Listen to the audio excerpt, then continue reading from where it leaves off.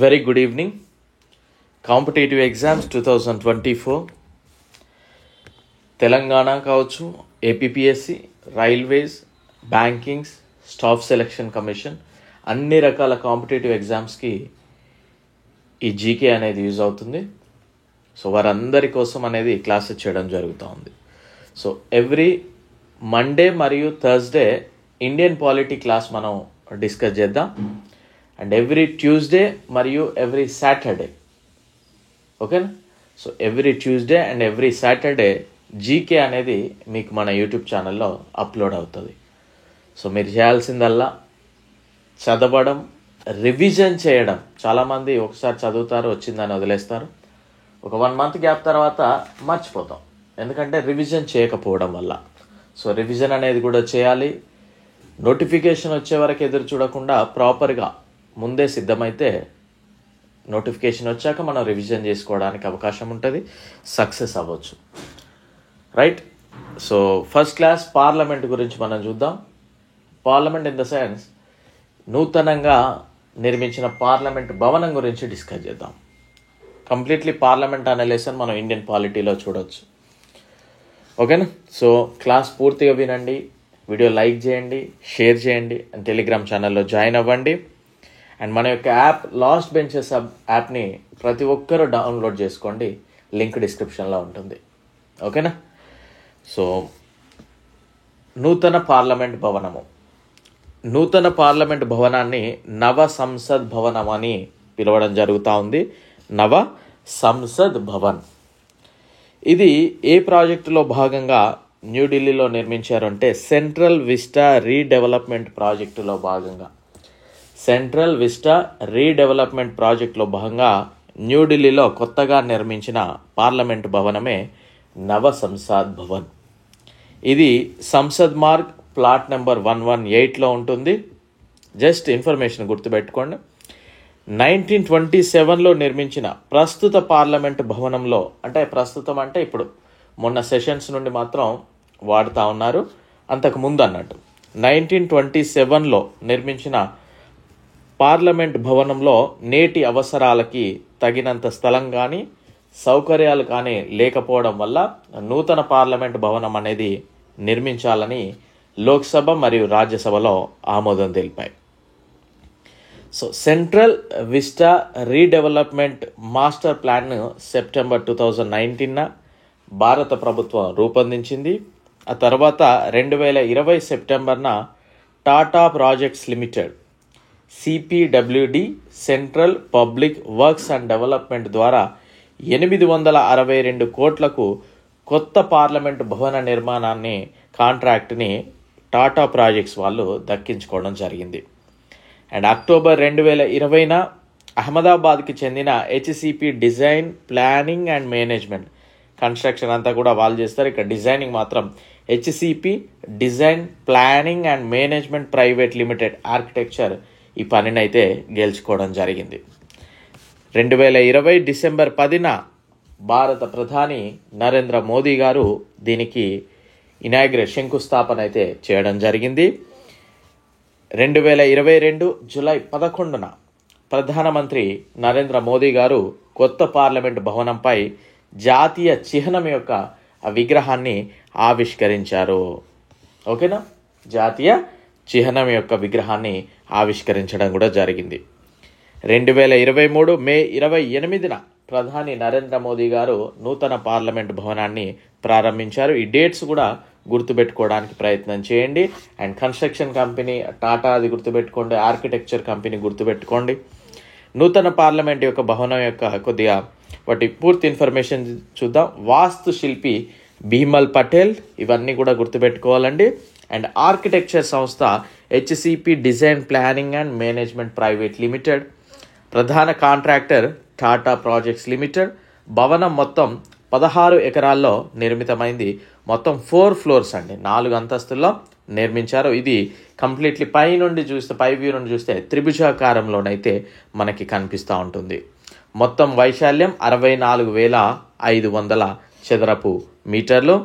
ఈ నిర్మాణానికి ఎంత టైం పట్టిందంటే 2 సంవత్సరాల 5 నెలల 18 రోజుల సమయం అయితే పట్టింది. సో ఇక్కడ ఇలాంటి ఒక టైప్ ఆఫ్ క్వశ్చన్ మనకు ఉంటుంది.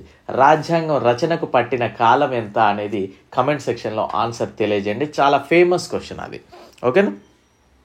అయితే మొదటగా ఇది 862 crores కాంట్రాక్ట్ దక్కించుకున్నప్పటికీ ఖర్చు మాత్రం 971 crores చేరింది. అండ్ దీంట్లో సీటింగ్ సామర్థ్యం కనుక చూస్తే 1272 మంది కూర్చోవడానికి వీలుగా, లోక్సభలో 888, రాజ్యసభలో 384 అండి. ఓకేనా?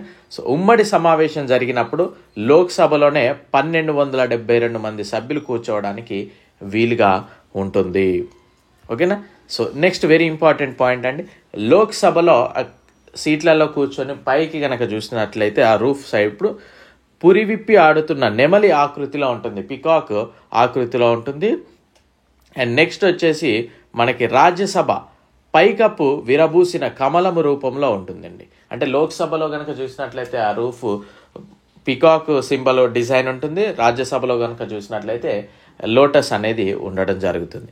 ఇక్కడ మరొక ప్రత్యేకత ఏంటి అంటే జాతీయ వృక్షమైన మర్రి చెట్టును కూడా ఇక్కడ పెట్టడం జరిగింది. చాలా బాగుంటుంది, అది ఒకసారి మీరు గూగుల్ చేస్తే చూడొచ్చు. అండ్ పార్లమెంట్ భవనానికి 3 మెయిన్ గేట్స్ అయితే పెట్టారు. వాటికి జ్ఞాన, శక్తి, కర్మ అనే ద్వారాల పేర్లు పెట్టడం జరిగింది. అండ్ దీనికి సంబంధించిన రాజస్థాన్కి చెందిన ధోల్పూర్ రాళ్లను ఈ కన్స్ట్రక్షన్కి వాడడం జరిగింది. గ్రీన్ ఎనర్జీ వాడతారు. దీంతో 30% ద్వారా వరకు మాత్రం ఈ పవర్ అయితే సేవ్ చేయడం జరుగుతూ ఉంది. అండ్ నెక్స్ట్ పార్లమెంట్ భవనం పైకప్పు మీద కాంస్యంతో బ్రాంజ్తో తయారు చేసిన జాతీయ చిహ్నం 4 సింహాలను ఏర్పాటు చేశారు. ఇది 9500 కిలోల బరువుతో 6.5 మీటర్ల ఎత్తులో ఉందండి. ఓకేనా? అంత హైట్ అయితే ఇది ఉంది. అండ్ నెక్స్ట్ సెంగోల్, ఇది ఆ టైంలో ఇనాగ్రేషన్ టైంలో అంటే మనకి పార్లమెంటు ఓపెన్ చేసే టైంలో చాలా ఫేమస్ అయిపోయింది. సెంగోల్ ఒక స్టిక్ అండి అది. అండ్ ఇది తమిళంలో ధర్మం అని అర్థము. ఒక రాజదండం ఇది, దాన్ని సెంగోల్ అంటారు, రాజదండము. దీన్ని లోక్సభ స్పీకర్ ఛాంబర్లో స్పీకర్ కుర్చీకి కుడివైపున పెట్టడం జరిగింది. అంతేకాకుండా భారతదేశానికి స్వాతంత్ర్యం వచ్చి 75 సంవత్సరాలు పూర్తి చేసుకున్న సందర్భంగా 75 రూపాయల నాణ్యాన్ని కూడా, స్మారక నాణ్యాన్ని కూడా విడుదల చేశారు. అయితే ఈ సెంగోల్ యొక్క చరిత్ర కనుక చూస్తే పూర్వకాలంలోనంట చోళ రాజులు మొదటగా ఇదే చేసేవారు. ఏంటంటే అధికార బదలాయింపు అయినప్పుడు దానికి గుర్తుగా మా అధికారం మొత్తం మీ చేతిలో పెడుతున్నాం అనే విధంగా ఈ సెంగోల్ అనేది ఇవ్వడం జరిగింది. ఒక రాజు మరో రాజుకి సామ్రాజ్యాన్ని అప్పగించడానికి గుర్తుగా సెంగోల్ అందించేవారు. ఓకేనా? 1947 ఆగస్టు 14న బ్రిటిష్ వారి నుంచి కూడా అధికారిక బదిలీకి సూచనగా జవహర్లాల్ నెహ్రూ గారు లార్డ్ మౌంట్ బాటన్ నుండి ఈ రాజదండాన్ని అందుకున్నారు. ఓకేనా? సో గమనించాలి, ఇదంతా కూడా హ్యాండ్ రిటన్ నోట్స్ అండి. నేను ప్రిపేర్ చేసేదే. మనం ఏ క్లాస్ చెప్పుకున్నా కానీ ఇంతకుముందు మనం 2020లో హ్యాండ్ రిటన్ నోట్స్ డైరెక్ట్ మీకు ఇవ్వడం జరిగింది. బట్ అది కొద్దిగా నా రైటింగ్ మీకు అర్థం కాకపోవచ్చు కనుక వాటిని మళ్ళీ ఈ విధంగా మీకు అందించడం జరుగుతూ ఉంది. ఓకేనా? So right. And next GK కేవలం 99 రూపీస్కే 1 year వ్యాలిడిటీకి ఇవ్వడం జరుగుతూ ఉంటుంది మన యాప్లో. ఎప్పుడంటే అప్పుడు చదువుకోవచ్చండి. ప్రతి ఒక్కరు కూడా తప్పకుండా తీసుకోండి. జస్ట్ 99 రూపీస్ 1 year వ్యాలిడిటీ, అంటే రోజుకు సుమారుగా 30 పైసలు మాత్రమే పడుతుంది. సో ప్రతి ఒక్కరు కూడా తీసుకోవడానికి ప్రయత్నం చేయండి. ఓకే. నెక్స్ట్ శ్రీ రాజగోపాలాచారి మొదటి చివరి స్వతంత్ర భారతీయ గవర్నర్ జనరల్ ఈ ఆచారాన్ని ప్రతిపాదించాడు. ఈ సెంగోల్ అనేది ఇక్కడ నుండి వచ్చింది అన్నట్టు. ఈ సెంగోల్ని తిరువాడై దొరై ఆధీన మఠం ఆదేశాలతో చెన్నైలోని ఉమ్మిడి బ్రదర్స్, బంగారు శెట్టి జ్యువెలర్స్, ఉమ్మిడి ఎద్దిరాజులు మరియు ఉమ్మడి సుధాకర్ అనే 2 సోదరులు తయారు చేశారు. నేమ్స్ కూడా గుర్తుపెట్టుకోండి. అండ్ దీనిపై ఆ ఎడ్జ్లో పైన నంది ఉంటుంది, 5 అడుగుల పొడవు ఉంటుంది. ఇదివరకు ఇది గుజరాత్ మ్యూజియంలో ఉండేది, ఆ తర్వాత ఢిల్లీ మ్యూజియంకి షిఫ్ట్ చేశారు. ప్రజెంట్ మాత్రం మనకి లోక్సభలో స్పీకర్కి రైట్ సైడ్లో పెట్టడం అయితే జరిగింది. అండ్ నెక్స్ట్ పాత పార్లమెంట్ భవనం గురించి కూడా మనం ఇన్ఫర్మేషన్ అనేది చూద్దాం. Sansad Bhavan, Herbert Baker British architecture దీన్ని రూపొందించారు. 1927 జనవరి 18న అప్పటి గవర్నర్ ఎవరు, జనరల్ లార్డ్ ఇర్విన్ దీన్ని ప్రారంభించడం జరిగింది. 6 ఎకరాల్లో ఉండేదంటే పాత పార్లమెంట్ భవనం. అది 2 అంతస్తుల్లో ఉంది. ఈ భవన నిర్మాణానికి 5 సంవత్సరాల 11 నెలల 6 రోజుల సమయం పట్టింది. ఓకేనా, 5 years 11 months 6 days. మొత్తం వైశాల్యము 24,281 చదరపు మీటర్లు. నిర్మాణపు ఖర్చు అప్పట్లో 83 లక్షలు. వృత్తాకారంలో ఉంటుంది. దీని పైకప్పుకు ఈ సరౌండింగ్ మొత్తం కూడా ఇట్లా స్తంభాల లాగా ఉంటాయి కదా, మనం చాలా మూవీస్లలో చూస్తూ ఉంటాం. అప్పుడప్పుడు న్యూస్లలో కూడా పార్లమెంటు పిక్చర్ కనుక చూస్తే మొత్తం అవి 257 స్తంభాలండి చుట్టూరు. ఓకేనా. సో పాత లోక్సభలో కూర్చునేందుకున్న సీట్ల సంఖ్య 552, రాజ్యసభలో అయితే 250. మరి ప్రజెంట్ దీన్ని ఏం చేస్తారు అంటే మ్యూజియంగా అయితే మార్చడానికి రెడీ చేస్తూ ఉన్నారు. అండ్ వెరీ ఇంపార్టెంట్, ప్రతి కాంపిటేటివ్ ఎగ్జామ్కి ఇక్కడ నేను కాంపిటేటివ్ ఎగ్జామ్స్ అని పెట్టాను మీకు డిస్ప్లేలో, అన్ని రకాల ఎగ్జామ్స్కి యూజ్ అవుతుంది. బట్ అఫీషియల్లీ ఇది రైల్వే పర్పస్ అయినప్పటికీ కొన్ని సబ్జెక్ట్స్ మాత్రం నేను అందరికీ అందుబాటులో ఉండే విధంగా చెప్పడం జరుగుతుంది. సో ప్రతి ఒక్కరు కూడా ఫాలో అవ్వడానికి ప్రయత్నం చేయండి, లైక్ చేయండి. లైక్ చేయడం వల్ల మీకు వచ్చిన నష్టం ఏముండదు. ఓకేనా. So I wish you very good luck. Thank you.